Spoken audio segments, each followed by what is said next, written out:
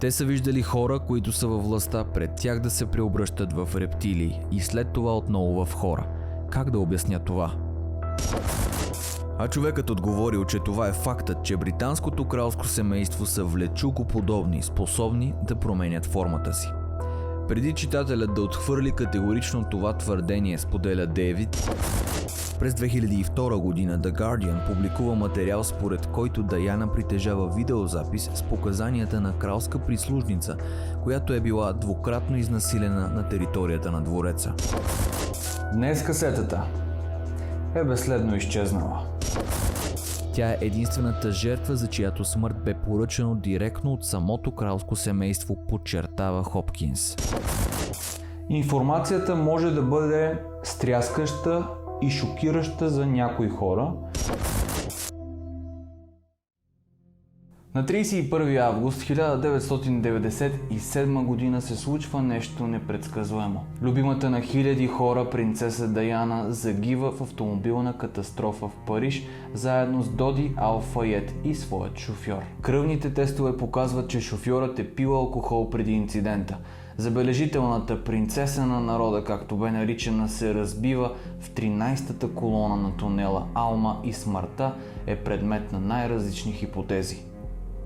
През 2006 година, след 3 години разследване, Скотланд Ярд изкарва доклад, че автомобилната катастрофа е трагичен инцидент. Или поне това е официалната версия.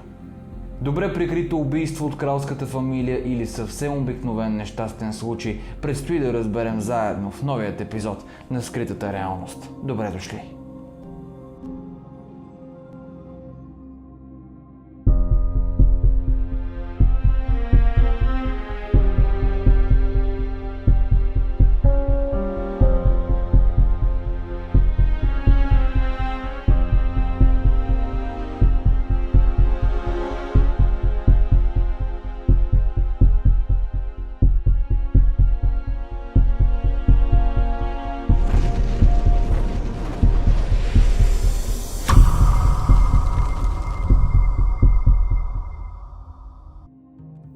Неоспорим факт е, че смъртта на принцеса Даяна през 1997 година шокира целият свят.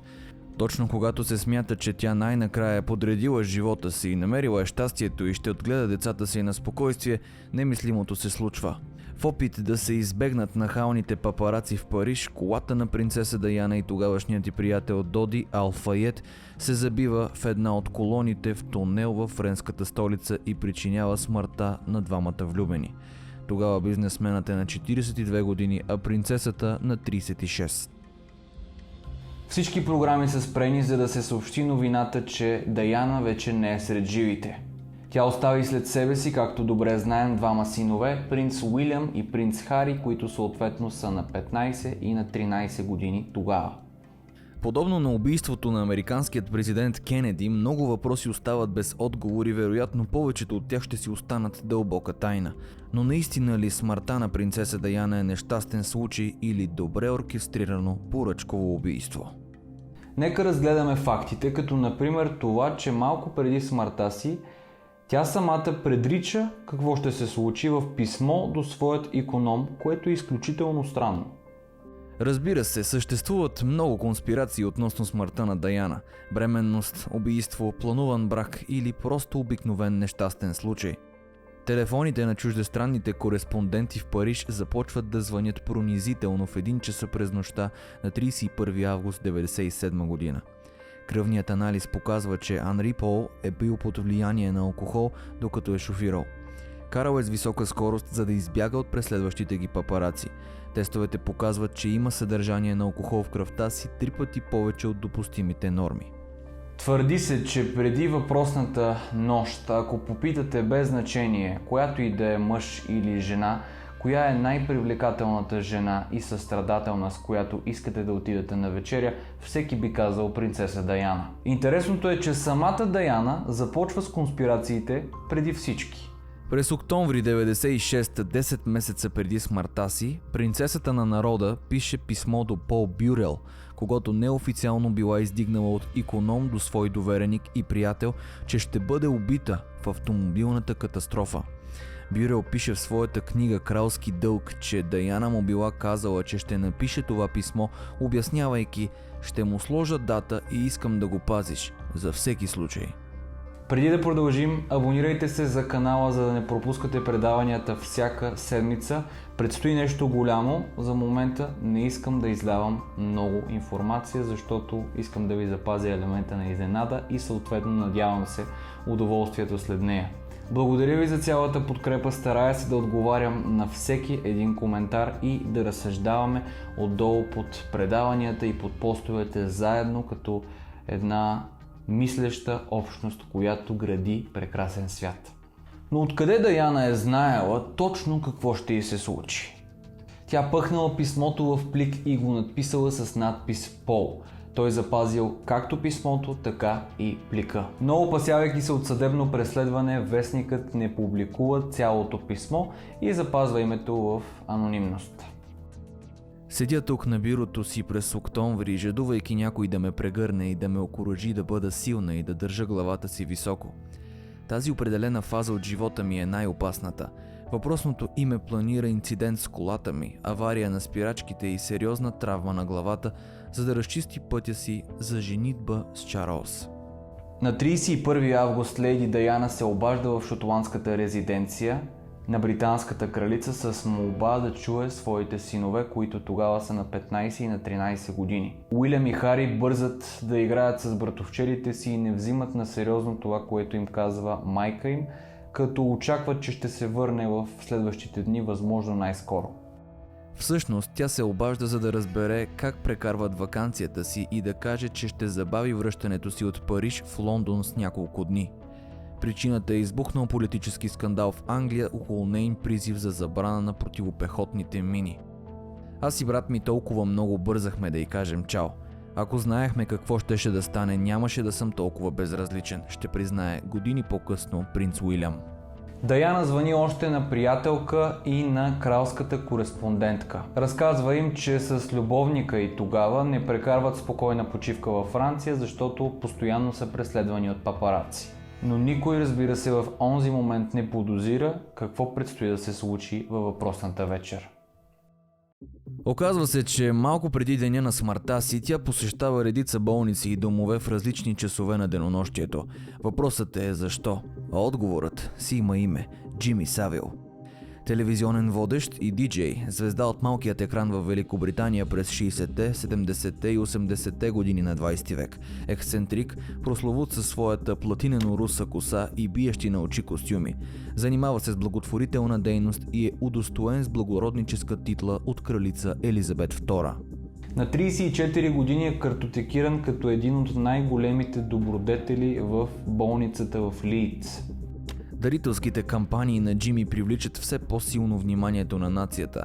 Така самият принц Чарлз изявява желание да се запознае с него. Според слуховете, двамата стават много близки и дори водещият редактира речите му и дава предложения за реформи в здравният сектор.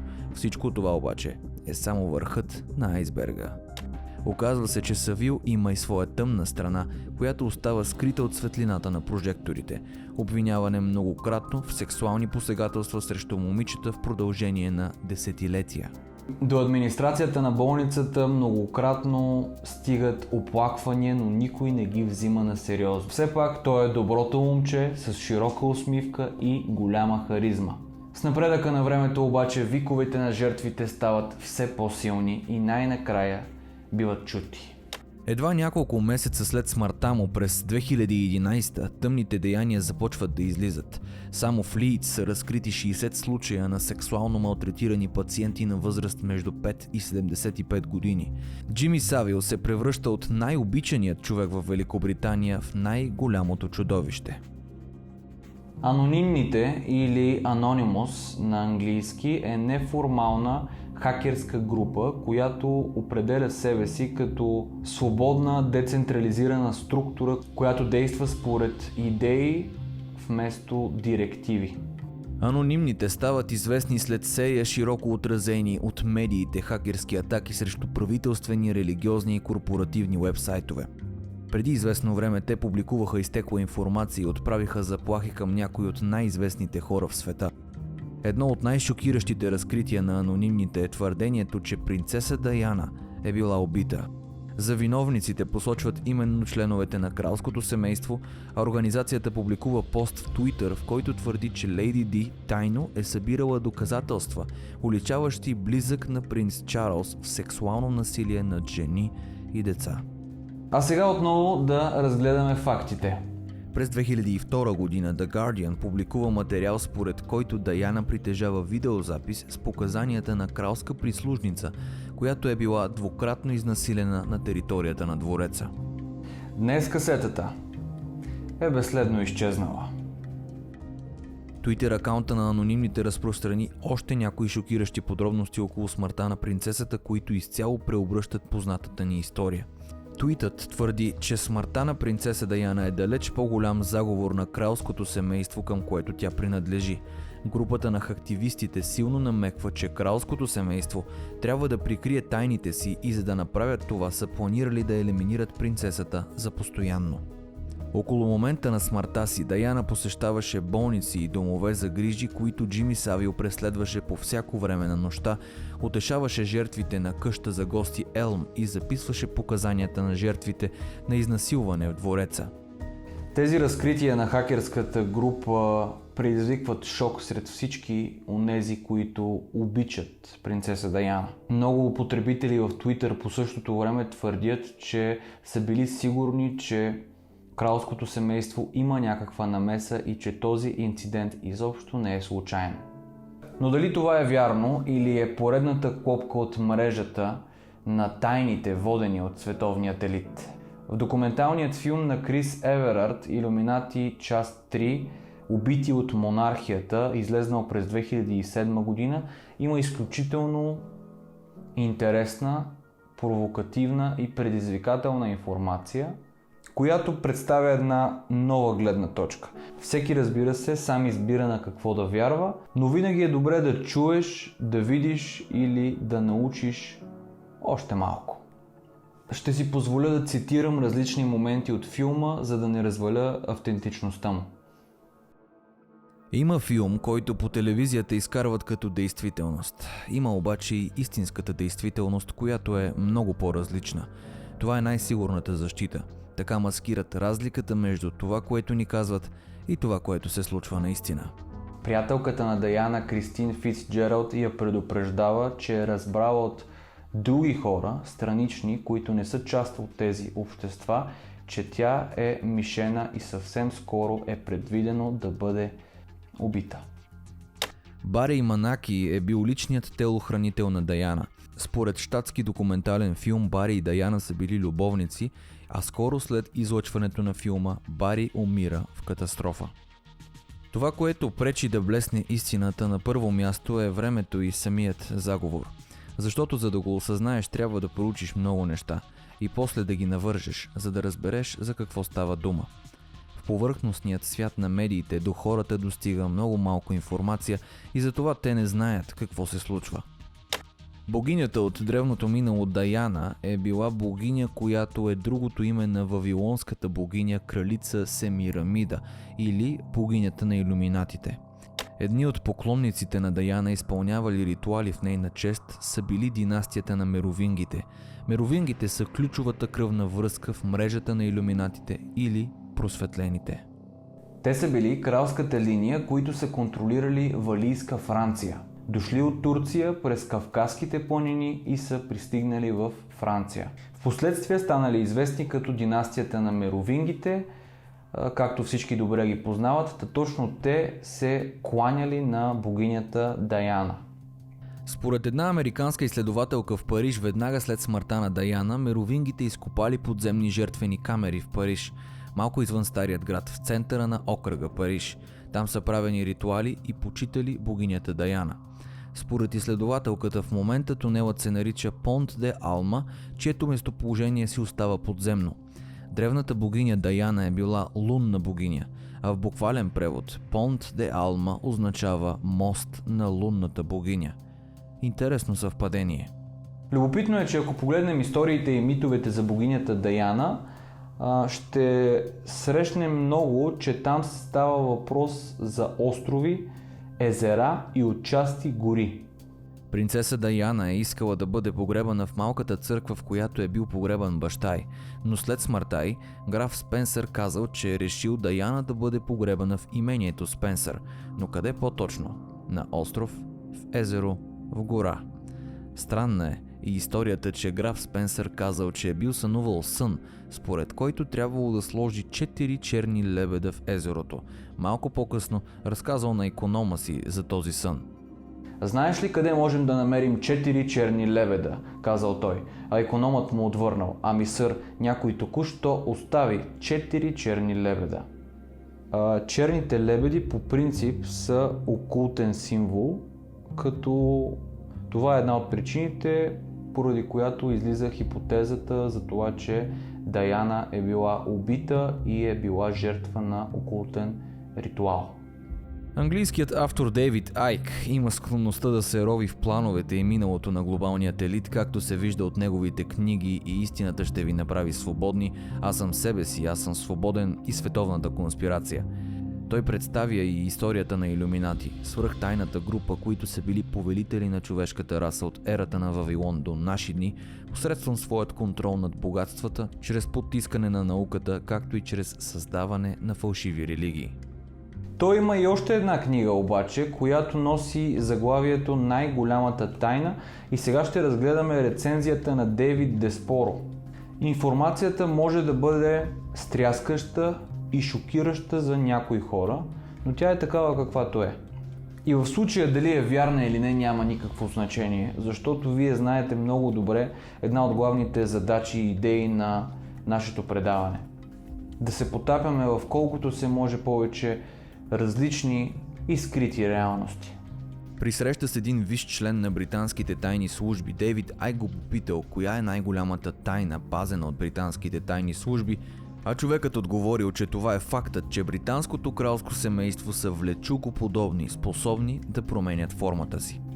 Преди читателят да отхвърли категорично това твърдение, споделя Дейвид, нека го уверя, че Айк представя доказателства в негова подкрепа, включително и текстът от заснетото на видеокасета интервю с най-близката приятелка на принцеса Даяна, в което тя разкрива осведомеността на Даяна за влечукоподобното потекло на династията Уиндзор.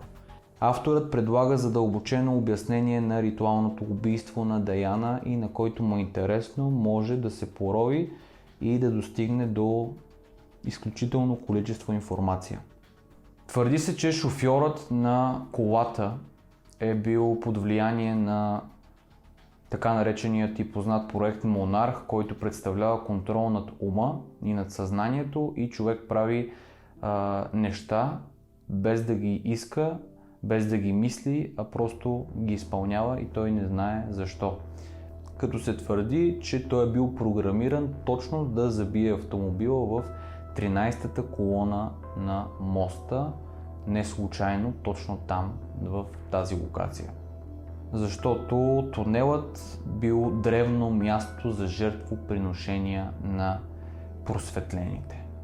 Дейвид Айк разказва за Кристин Фицджералд, която е била брилянтна народна лечителка и езотерик, може би най-близката приятелка и най-довереният човек на принцеса Даяна. Сега Кристин проговори за страшните тайни, които е знаела принцеса Даяна, които в крайна сметка са й коствали живота. Даяна беше ужасена от кралското семейство. Тя знаеше голямата тайна за техният генетичен происход. Уиндзорите, казано с прости думи, не са човешки същества. В техните вени тече кръвта на рептилиите, могъща раса, която управлява света от дълбока древност. Даяна ги е наричала гущерите и многократно е изтъквала пред Кристин: те не са хора. Твърди се, че принцеса Даяна е разбрала за смайващата истина дни преди сватбата с Чарлз. След това е била принудена да участва в много древен ритуал, който се състоял в къщата на кралицата, която се намира много близо до Бъкингамския дворец.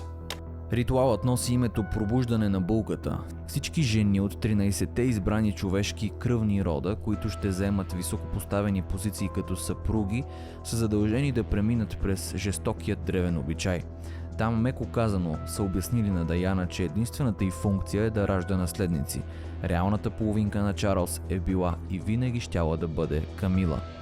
Според думите на Айк, след това се е случило нещо изумително.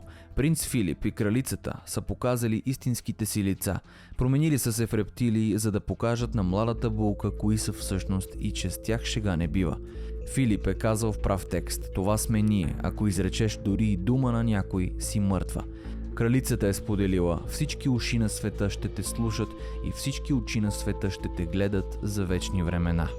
А Даяна е разказала на Кристин: техният абсолютен господар е кралицата. Тя е много по-стара, отколкото се смята, може би е на стотици години. Нейн личен слуга е принц Филип, който координира нарежданията и към масонските ложи и други тайни организации, които са под нейн контрол. Дали това е истина или поредна конспирация, остава загадка, но със сигурност привлича вниманието на хиляди хора. Дейвид продължава, като споделя, че след като книгата му е издадена, той получава информация от човек на много висок пост, че първата помощ, която е оказана на принцеса Даяна след катастрофата, всъщност е пребиването й до смърт с кислородна бутилка. Драконите илюминати считат хората за добитък. Техните планове са изложени в няколко документа, включително Директива 200 за политика на Съвета по националната сигурност, в която се говори за 50% намаляване на населението посредством чума, глад и контролирани ядрени конфликти, както и за подлагане на оцелелите на робство чрез контрол над ума. Принципът "това, което не знаеш, не може да ти навреди" е много верен, когато става дума за намеренията на илюминати. Както той казва в книгата, илюминатите подстрекават войни и конфликти, за да предизвикат ужас, чието вибрации се записват в матрицата на Земята и така задържат духовният растеж на човечеството. Не е възможен компромис с драконите на илюминати. Единствената надежда на човечеството е да бъдат принудени да напуснат планетата Земя. Но защо дракони? Откъде идва това? Ако се върнем назад във времето, ще си спомним много приказки за лъми, змейове, които крадат най-хубавите девойки от селото. Всички знаем, че змеят е влечуго. Почитът на китайският народ към дракона, бюстовете на рептилии, които се намират в много от запазените храмове на майите, или пък змеят Кетцалкоатль, главният бог на ацтеките. Със сигурност звучи налудничево, но нека се замислим за миг колко неща звучаха налудничево преди 15-20 години, а сега са ежедневна реалност. Ето още една различна гледна точка, в която се намират връзки и сякаш подкрепят точно тази теза. Нека останем още малко в състояние на фантазия и да поразсъждаваме над следващата информация. Така известните рептилии, или както се смята за по-правилно рептилии, се твърди, че всъщност са драконианци и произхождат от звездната система Алфа Дракон, която се намира на 215 светлинни години разстояние от планетата Земя. Според Алекс Кулиер, драконианците имат две основни касти. Първата е военна, около 2,40 висока, а втората от 4 до 6,5 метра, които приличат на дракони и притежават невероятни ментални способности. Ако продължим още по-напред, ще стигнем до информацията от контактьори, които твърдят, че са се свързвали не с един представител на тяхната цивилизация и те самите разказват, че са едни от първите интелигентни същества, дошли на планетата Земя, като са дали живот на много светове чрез своите биологични потомства, сред които и живота на планетата Земя. Бившият военен майор, работил за разузнавателната служба на НАТО, ги описва като хуманоиди с влечугоподобни черти.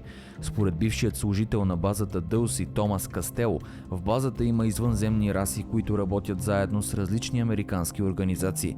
Рептилиите са местни на Земята и работят рамо до рамо с хора, както и с други раси.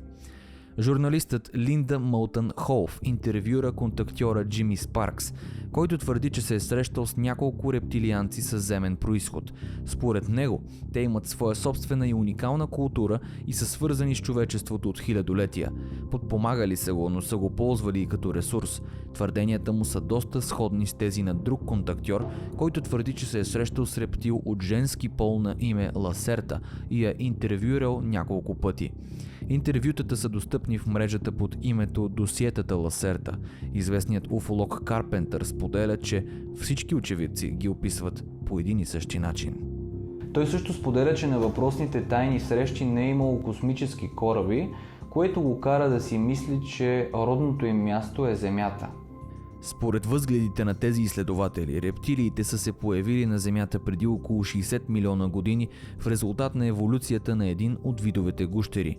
Възможно ли е всичко това да е една фантастична история и представителите на тази цивилизация да са поставени на едни от най-високите позиции в световния ред?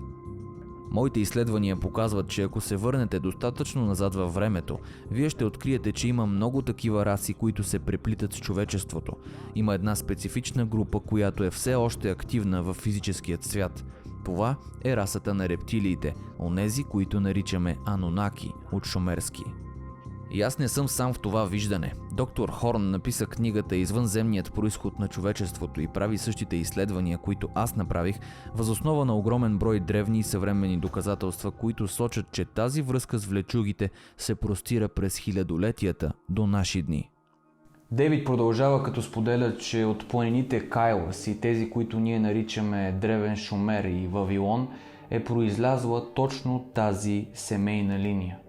Станало е кръстосване между човешката раса и тази рептилска група, като хибридите станали полубогове, посредници между боговете и човечеството, крале, змии. Около 2200 години преди Христа в Египет се формира нещо познато като кралският двор.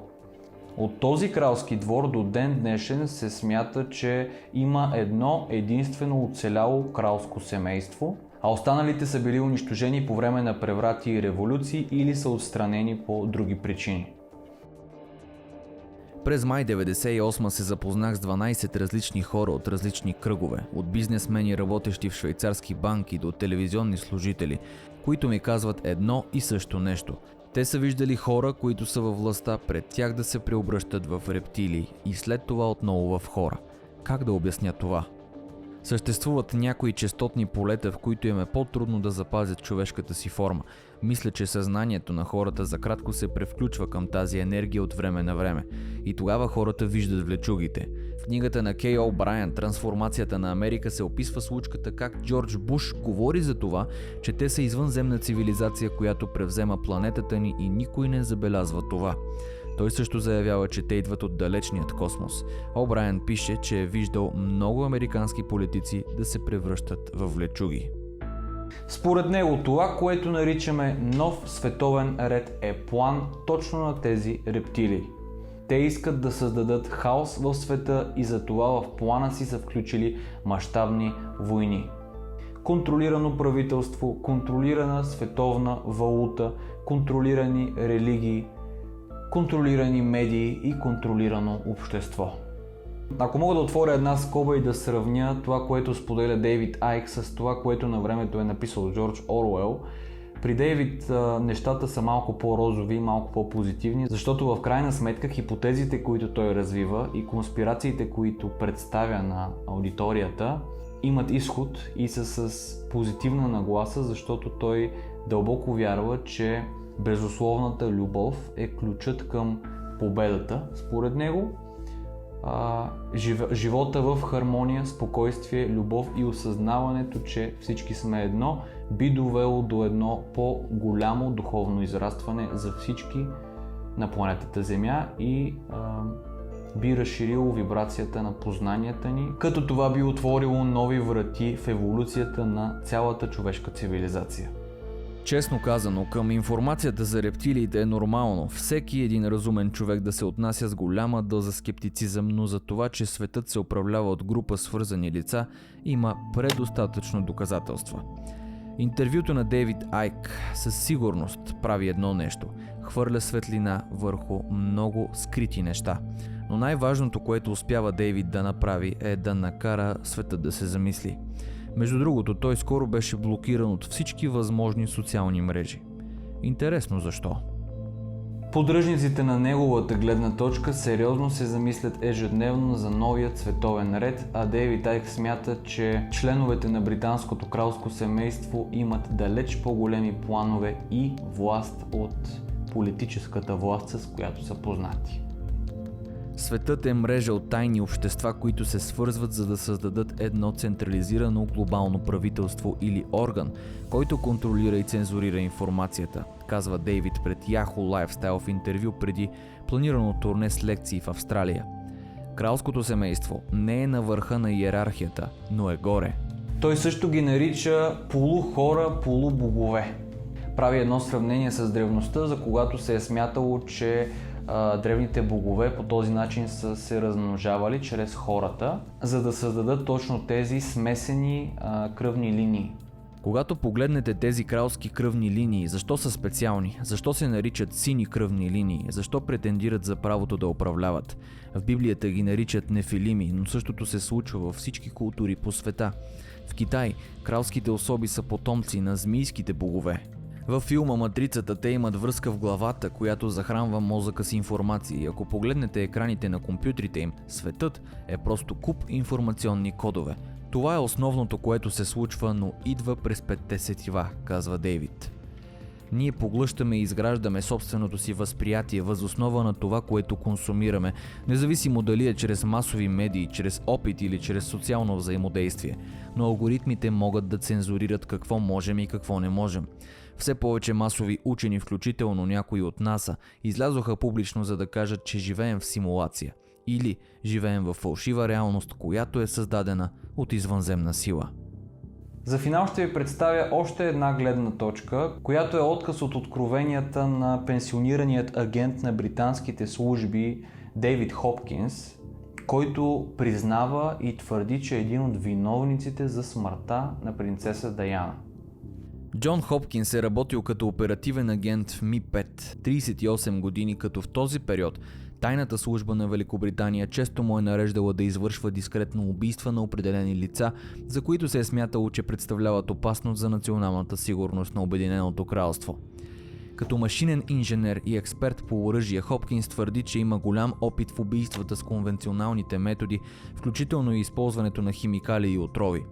По отношение обаче на принцеса Даяна, Хопкинс твърди, че тя е единствената жена, жертва на атентатите, които той е извършил, и е единственият член на британското кралско семейство. Тя е единствената жертва, за чиято смърт бе поръчано директно от самото кралско семейство, подчертава Хопкинс. Даяна беше красива и любезна жена, казва той, и уточнява, че според него тя е застрашавала британската корона.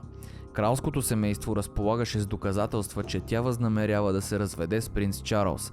Тя знаеше прекалено много тайни, отнасящи се за кралското семейство. Преди смъртта си в Париж, принцесата сякаш е усещала и вече е знаела, че ще умре млада и няма да успее да види съпругите на своите деца. Това разказва приятел на покойната принцеса на Уелс, който пожелава да запази своята анонимност. Според той казва, че на Даяна тази идея е дошла след като е записала касети за революционната си биография Даяна, нейната истинска история, написана от Андрю Мортън и публикувана през 1992 година. Въпреки че историята и тогава е била факт, тя продължава да говори и да споделя своите мисли на малкият касетофон до 1997. На касетите Даяна предлага майчински съвети и разкрива надеждите си за бъдещето на Уилям, Хари и на съответните им семейства. Колкото и невероятно да изглежда, Даяна знаеше, че ще умре млада. Тя беше много настроена към духовният свят и духовните събития. Тя ми каза, че е направила касети за дните, в които няма да бъде наоколо, за да напътства своите момчета. Даяна е поискала касетите да бъдат дадени в ключови моменти от тяхното бъдеще. През ноември 1995 година принцеса Даяна дава интервю за предаването на BBC Панорама. Разговорът е исторически, не само защото членовете на кралското семейство дават интервюта изключително рядко, а и заради шокиращото признание на Даяна, че в брака й с принц Чарлз е малко пренаселено и всъщност са били трима, визирайки дългогодишната приятелка на принца Камила Паркър Боулс. Do you think you'll ever be queen? No, I don't. No. Why do you think that? I'd like to be a queen of people's hearts, in people's hearts. But I don't see myself being queen of this country. They see me as a threat of some kind. And I'm here to do good. I'm not a destructive person. I think every strong woman in history has had to walk down a similar path, and I think it's the strength that causes the confusion and the fear. Why is she strong? Where does she get it from? Where is she taking it? Where is she going to use it? Why do the public still support her? Интервюто от BBC принуждава кралицата да поиска официален развод и през 1996 година Даяна и Чарлз се развеждат официално. В крайна сметка, истината за принцеса Даяна остава скрита за масовата публика, но какво мислите вие, че се е случило с нея? Загадката на принцеса Даяна сякаш е оставила един неизлечим белег, който е тук, за да ни напомня винаги да стоим с широко отворени очи. А нейното послание би било да не спираме да се стремим към доброто. Винаги. Защото доброто е светлина, а светлината накрая винаги побеждава. Да не спираме да помагаме на тези, които имат най-голяма нужда от нашата помощ. Да не спираме заедно да вървим по стъпалата на развитието и да се стремим към истинско щастие. Поклони, благодаря и до следващия път.